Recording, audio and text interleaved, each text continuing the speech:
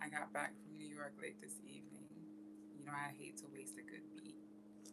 And I had it on my heart to finally get into this Black Sacred Futurity language and introduction and explanation. So I am new to Afrofuturism as a scholar, in the sense that I am new to situating my work, my academic literature, my research in the Afrofuturist canon, right?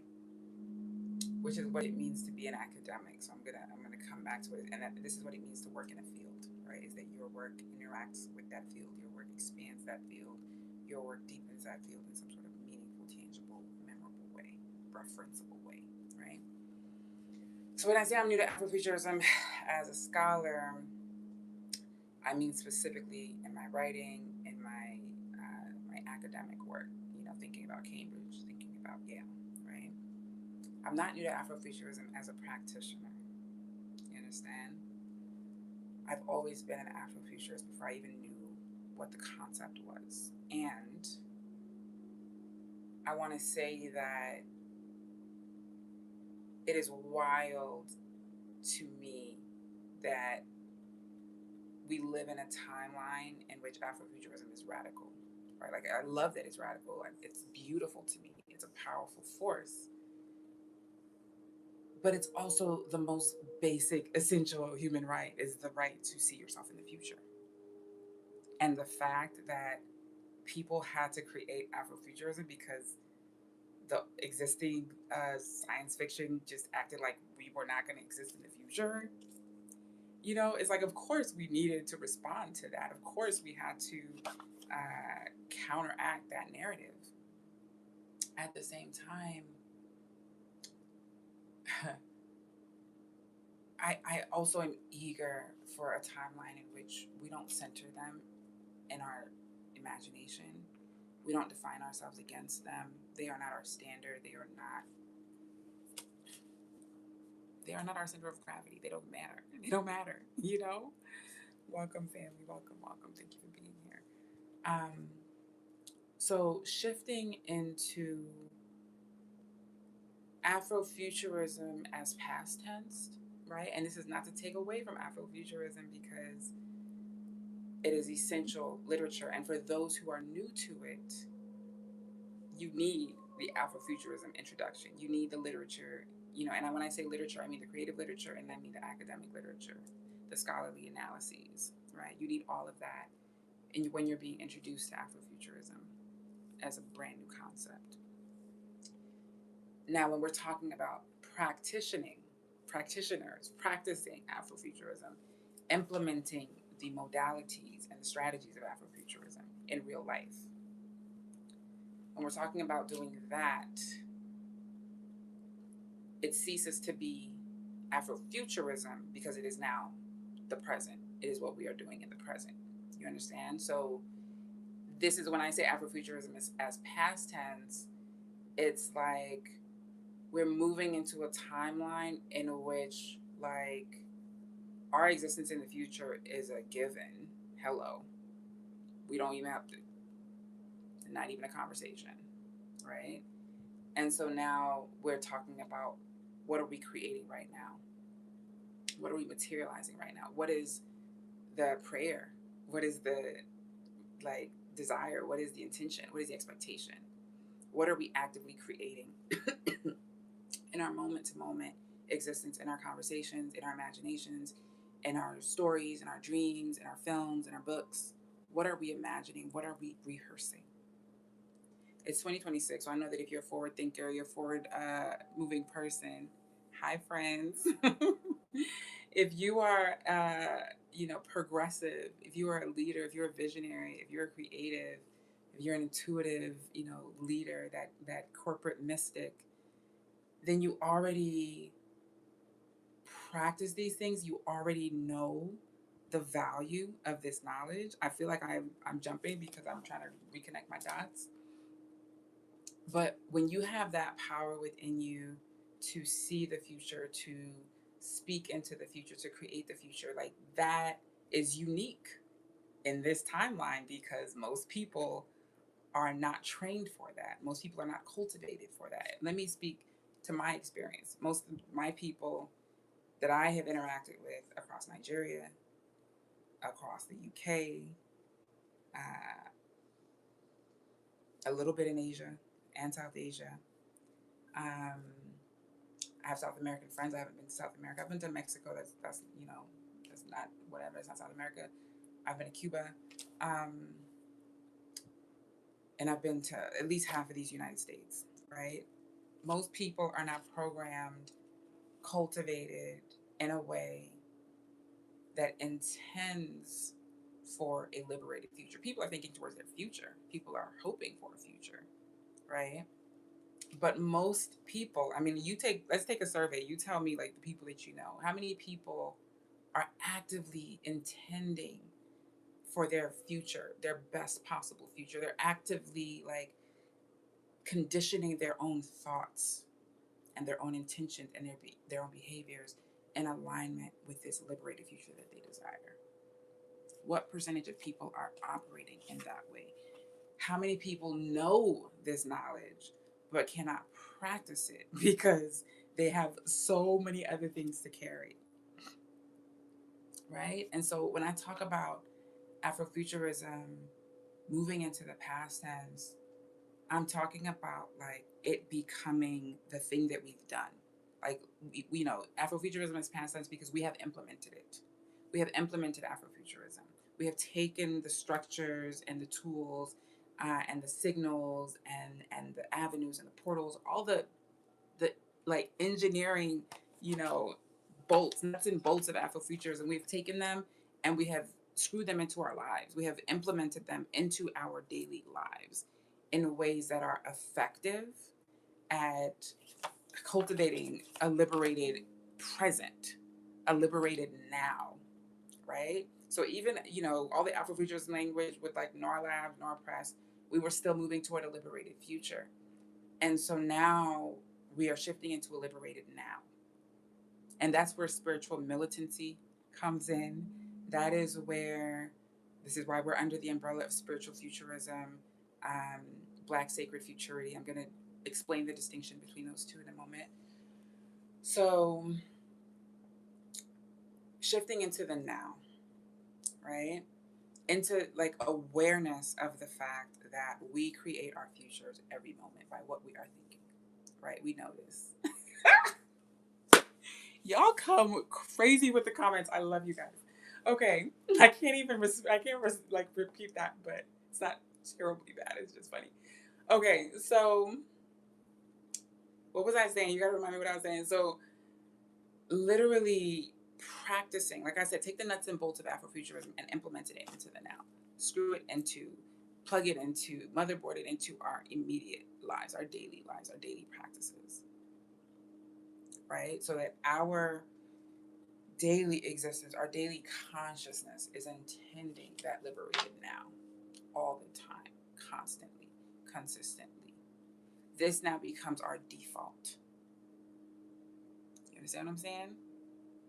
How do we shift from people who are carving out space in the future, claiming that we get to exist and not be genocided completely, into people who have done that, who have created that reality,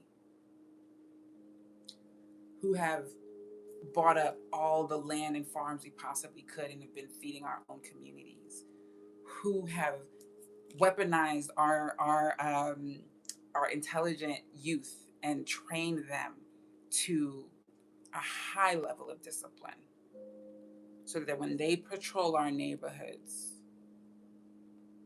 and the perimeters of our lands, people are terrified to broach our borders. Terrified. Should we take a brief break? I could go on and on, but we're going to come back to spiritual futurism, Black sacred futurity.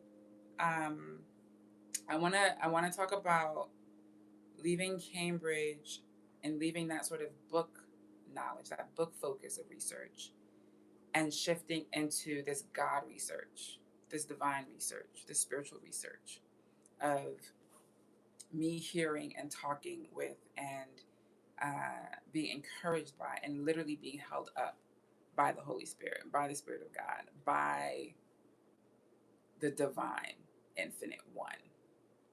I mean, I have so much to share about my specific experiences, my specific spiritual experiences. There's a lot that I don't share because I talk to a very small group of people about those things, you know, and most people are not there to even be able to have these conversations. So I'm saying all that to say, like,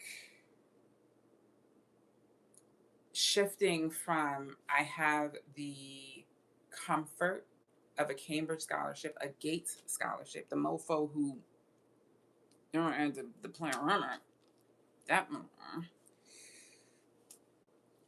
which was the most prestigious. Maybe you could say Rhodes competes with it. At, you know, I know Rhodes is at Oxford. I'm guessing they're at Cambridge too, but I know that Gates Cambridge at Cambridge is like, people are looking at you like, what? How did you do that? You are a celebrity, but it's not a lot of money. It's just enough to not die while you're doing your PhD. So thank you to the good people of the Gates Cambridge program. Um, just because the founder is what he is doesn't mean that the people who, you know, support the organization know and understand. And so it's like having all this grace for people while also having to just rip the band-aid off and be like, this is what we're dealing with. If we want a better world, we have to face the facts. We can't pretend that it's one thing when we know it's something else. So we have to do the work of centering spirituality in Afrofuturism, in Afro-Nowism, right? So I think a lot of my downloads have really been like encroaching on, or, you know, like be, interacting with. So I want to talk about ideas and the currency of academia. My professor told me this when I was at Yale. Ideas are the currency of academia. What gets you tenure, what gets you tenure, what gets you prestigious awards, what gets you, like, you know, having universities compete for you is that you have published the leading ideas. You are the thought leader in the space, or a thought leader in the space. You're carving out new terrain in the field, in the discipline, whatever, right? And so by being a standard in that way, you become highly valuable to your institution, to other institutions, because students want to learn from these types of professors, right? When you're going into college, you're making your decisions about where you're going to go to school, and you're really serious about your craft and your skill set. You're definitely looking at who are the, you know, who are the professors, who's the faculty.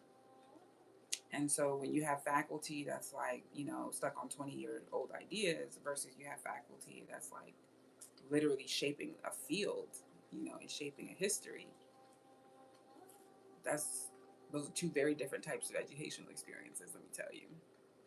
So they know that ideas are the most valuable thing in academia. And so when I think about like the Afrofuturist landscape, I'm thinking about Professor Anderson, Reynaldo Anderson, who I often talk to you guys about. And I'm thinking about like Black quantum futurism, which is what I was touching on before. The idea that your downloads, your concepts, your terms may encroach on something that already exists because you just don't know the literature that well, right? Part of my struggle at Cambridge was that I had to purge out all the ideas and information that were coming through me. I had to process them. I had to engage them. I had to, you know, and there's so much. And so when it feels like I'm doing 10,000 things, it's literally the only thing that can keep my sanity, because it's like I have to get all this stuff out of me. And so when you think about it as a creative practice, encroaching on a business versus the other way around, right?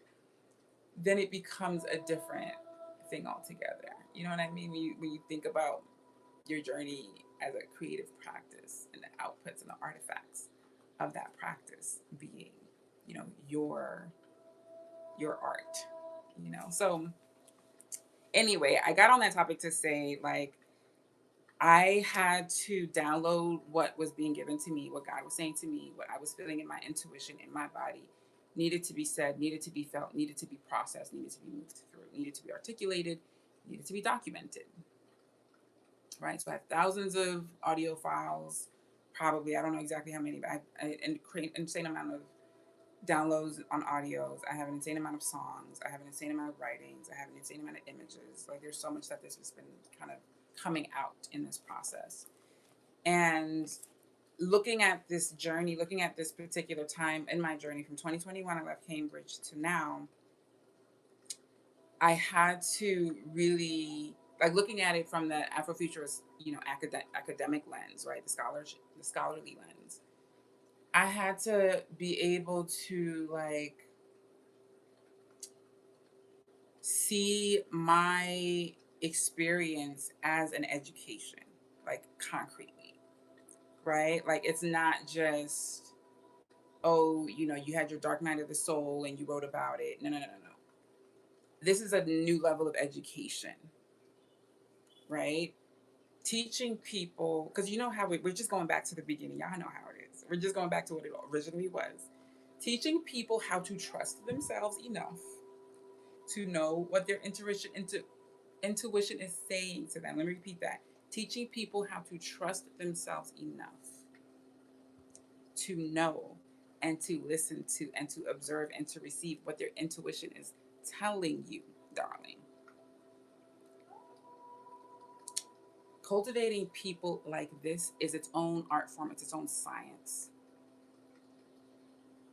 And it is embedded in our indigenous languages and practices, but because of the interruption of the virus, it has ceased to be our default in this context, but it's still our default in our biological wiring, our spiritual wiring. Ubuntu is who we are. That's what makes you African, right? And so the virus comes to try and disrupt that and sicken that and break it up. And so anyway, I'm downloading what has been given to me with the awareness that I haven't read everything. Okay. That's the other thing about academia. If you're trying to get into a PhD program or grad program or try to get tenure or whatever, it's about knowing the literature for your field, right? Like, you having enough knowledge of, like, who said what, because this is what academia is. It's like sports of the mind, right? It's like you guys are exchanging ideas and tackling each other's ideas and interrogating, like, analyzing. You're chewing them up and spitting, like, you're playing with all of this stuff to arrive at newer and better truths.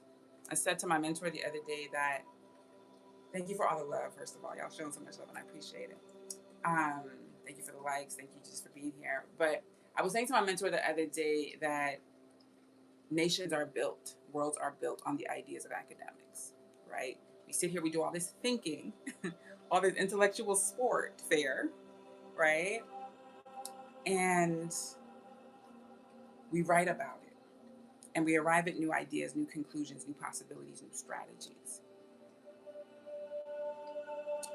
There is so much to, like, what is happening in the world right now that is just, like, completely ridiculous. Like, it just should not be happening. And the fact that we allow it to be happening is a form of insanity. And so then you have the empaths who are made to feel like they are insane when they are operating in this narcissistic world, right? Because it is the default in the narcissistic world to want to harm people or take from people to extract from people. That is the program that the narcissistic world is on. It's on extraction. So when you come into this world as a feeler, as an emotional person, I'm sorry, I know the music is loud. When you come into this world as a feeler, as an emotional person, as an intuitive person, like, that is your default code, that somehow you're the glitch in the matrix. And so you just came out just knowing the truth and being able to see through BS. If that's you and you're living in this narcissistic world, you're feeling like a crazy person because they're making you feel like you being empathetic, you being concerned about humanity, you being, like, intuitive and in touch with your somatic knowledge, your divine knowledge, like, that is what's weird.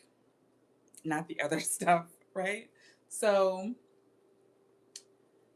we get these downloads. I've been getting my downloads and I needed to output them. And so even as I'm giving names to things, so as I'm saying this to sort of couch the whole Black Sacred Futurity thing, even though I'm giving names to things, Liberation from Within, Black Sacred Futurity, Quantum Afro is another one that keeps coming in and out of my head. But I can name these things while still learning about the landscape and being able to shout out to Nima.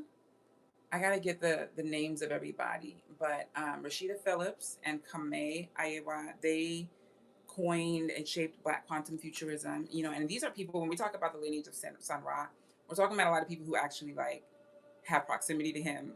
Actually like he was part of their community.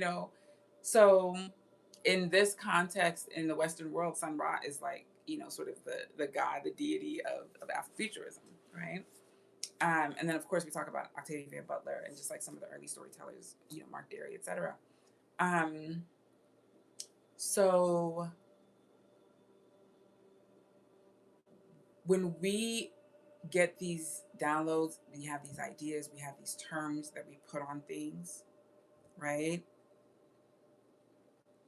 The process of engaging critically with these terms and analyzing these terms and making sure we understand each other, that is part of the sport of academia, right? And so when I bring up Black Sacred Futurity as a container for all the elements that have like defined my journey as a somatic, embodied intuitive learner since Cambridge, I am doing that in a legacy of people who have had their work hidden, stolen, suppressed.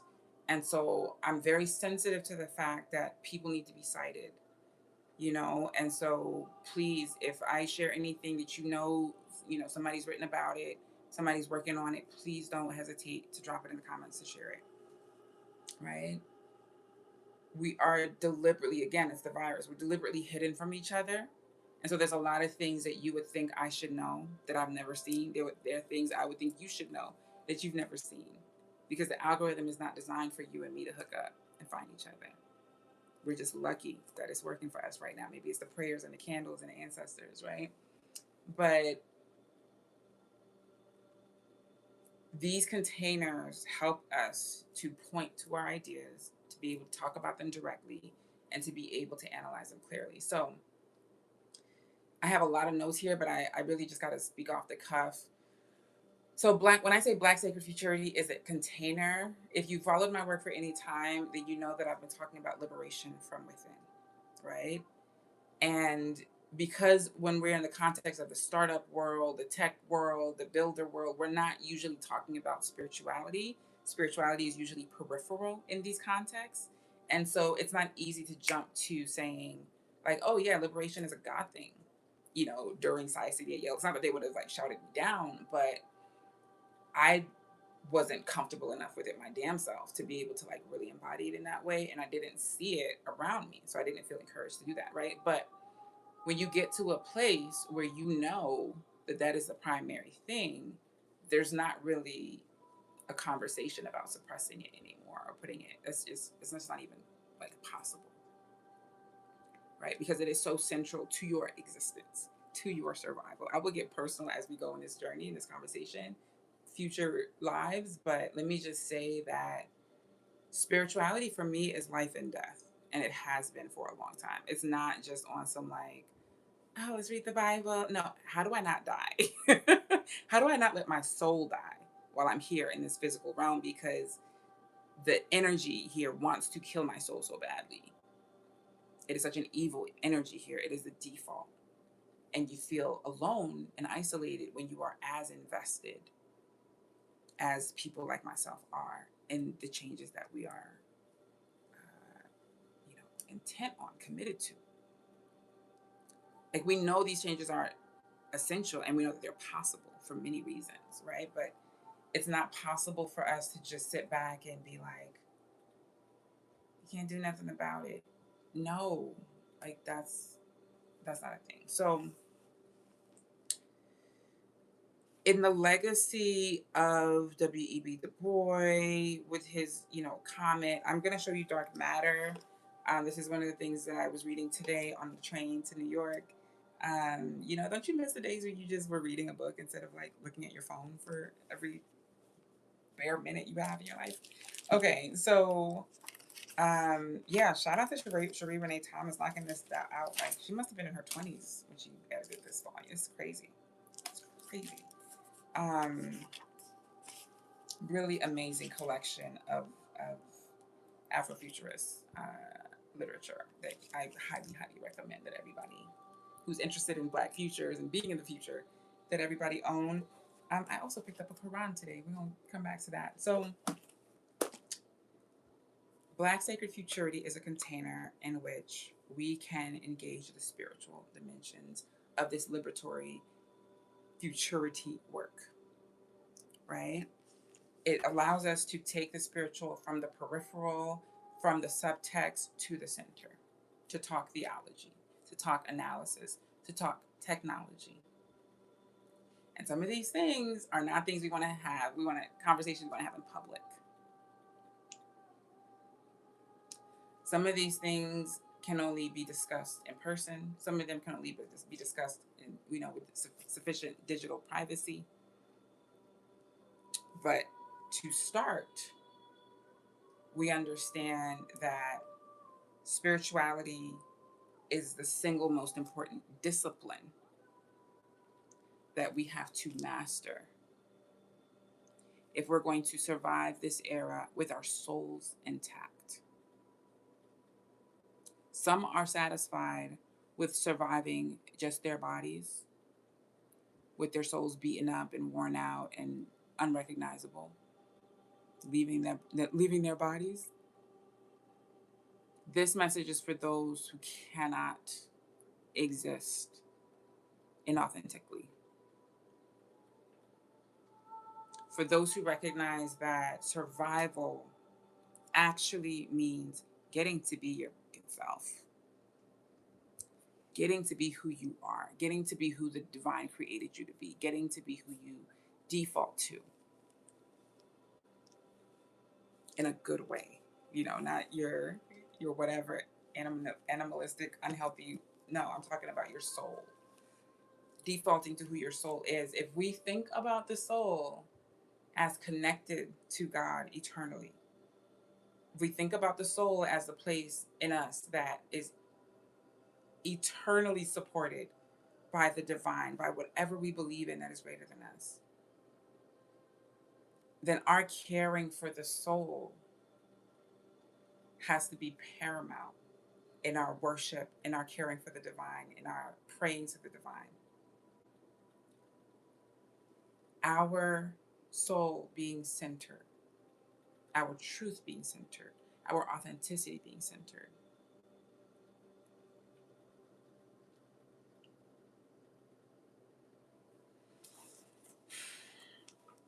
This is what spiritual futurism contains, allows. So Black Sacred Futurity speaks directly to the theology of it, to the Christianity of it, to the Yoruba spiritual system, Yoruba cosmology of it, the Ifa of it.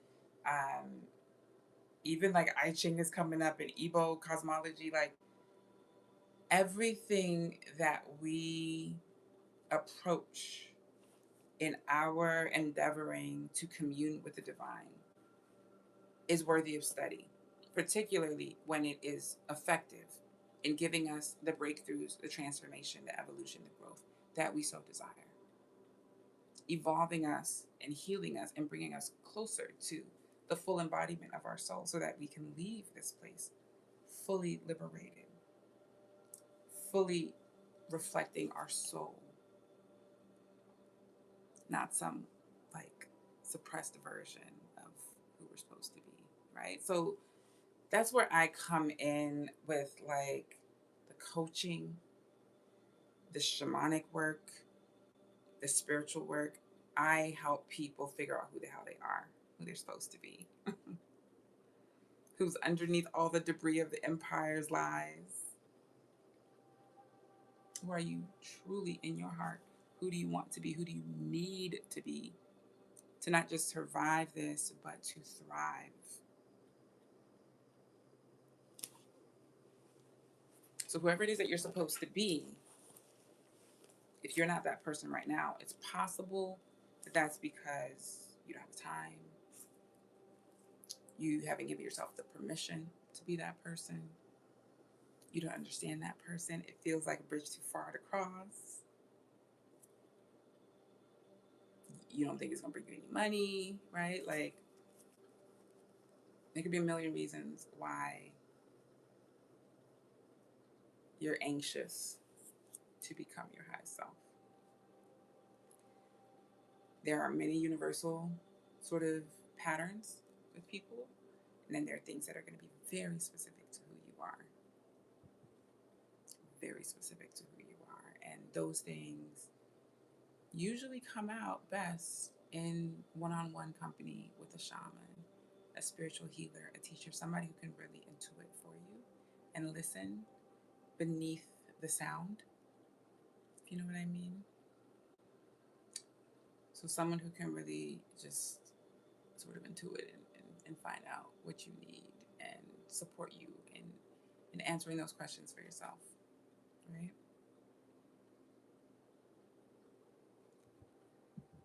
So, Black Sacred Futurity, I want to name Octavia Butler. I'm thinking about the imagery that she gave me with Wild Seed, and just I have to like reread the, what do you call, uh, 4-part series. You know, we have, I know what a trilogy is, but what is a quadrilogy? A quadrilogy? I don't know. So I mentioned Rashida Phillips and Kamai, I don't know how to pronounce it, but Kamai Ayewa, also known as More Mother. Um, yo,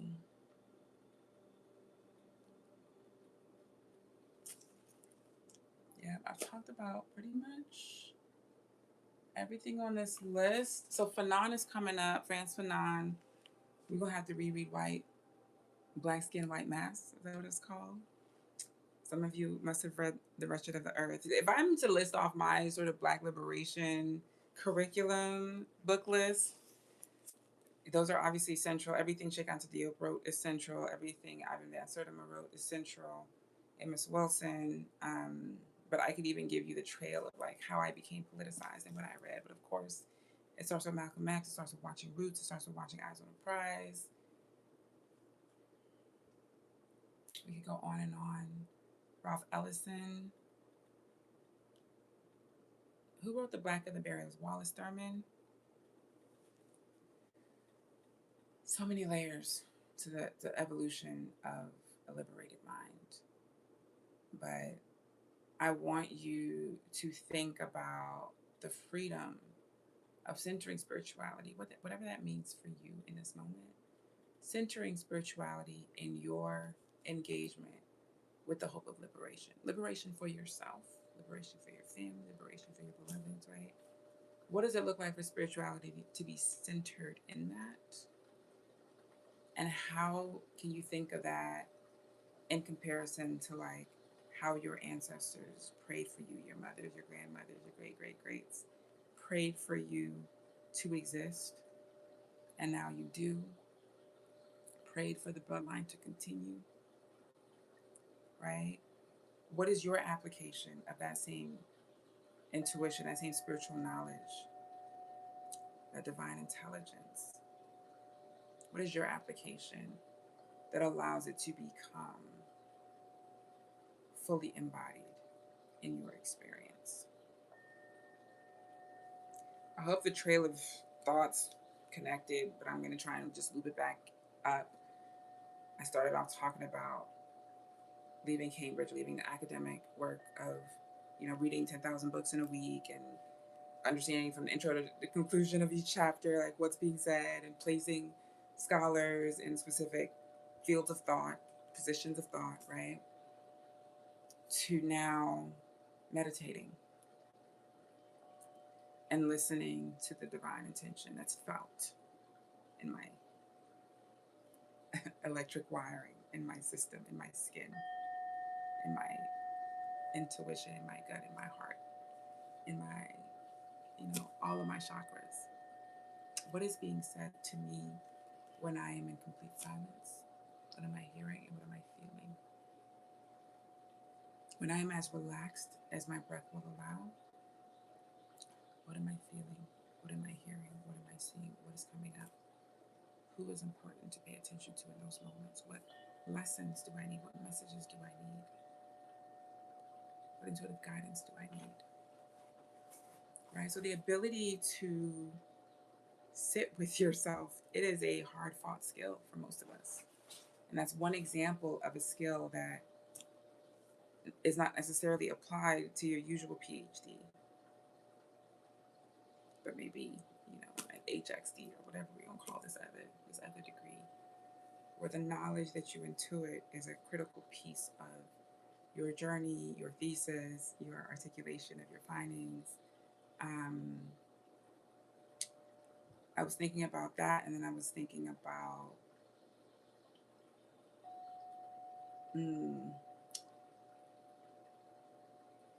there's the meditating and those downloads, and then there's the outputs, right? There's the singing, there's the dancing, there's the sitting at the altar, there's the walking outside barefoot, there's the praying, there's the crying, there's the weeping, there's the screaming, there's the talking, there's the sketching, there's the writing, there's the yoga-ing. Whatever it is that you are doing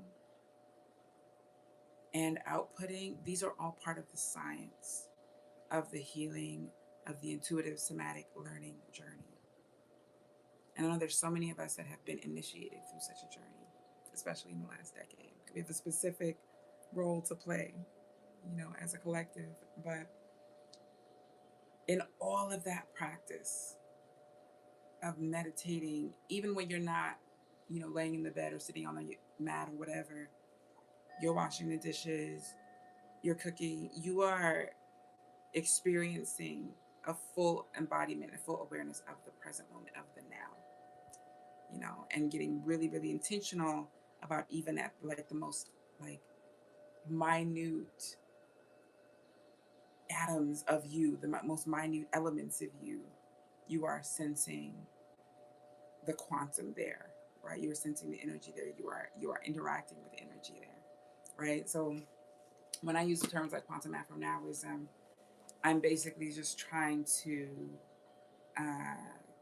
consolidate, capture all these concepts that we bring to bear on the practice of materializing our futures, right? And some of us are really good at this, and some of us need practice. So there's a lot of knowledge about it out there. What I'm seeking to do is make these things very practical for our daily use. So let's do an exercise now, because I want to wrap up. I'd love for this to be short. Let's just do a few deep breaths.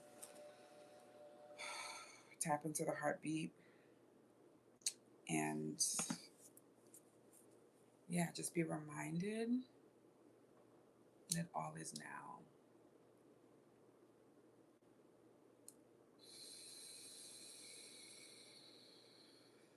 Everything is now. Everything is available now. Whatever you need is available to you now.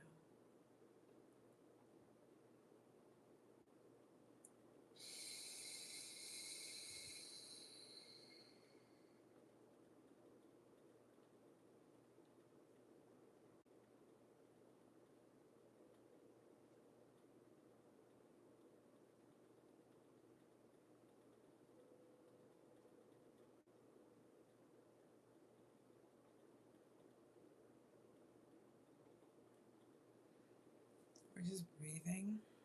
We're visualizing our dreams and desires made manifest.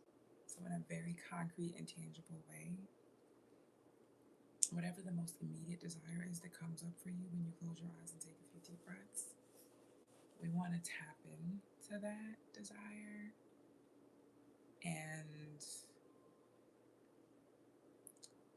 just sit with it.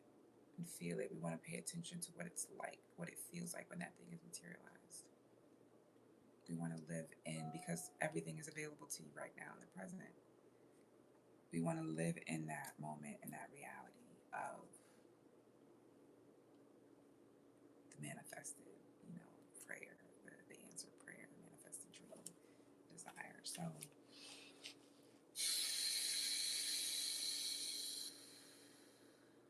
more deep breaths.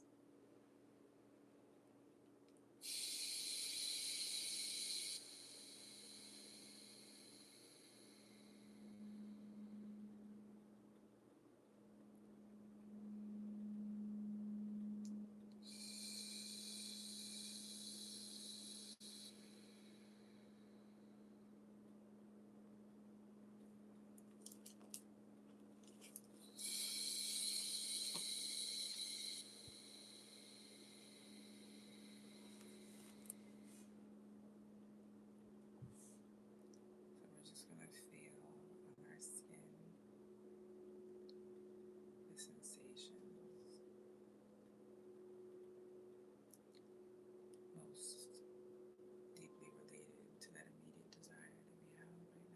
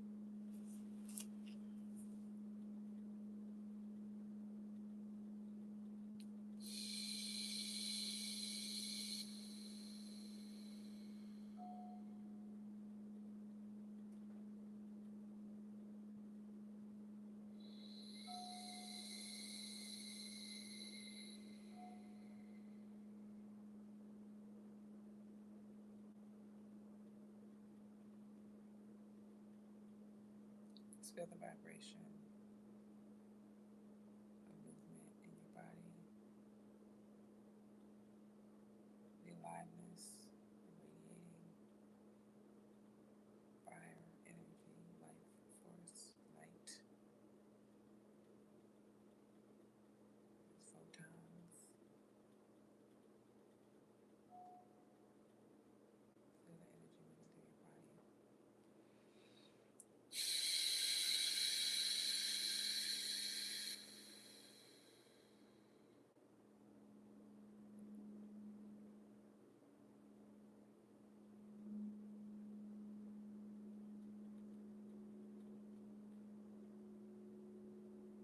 You fantasize? Because I did, and it was helpful.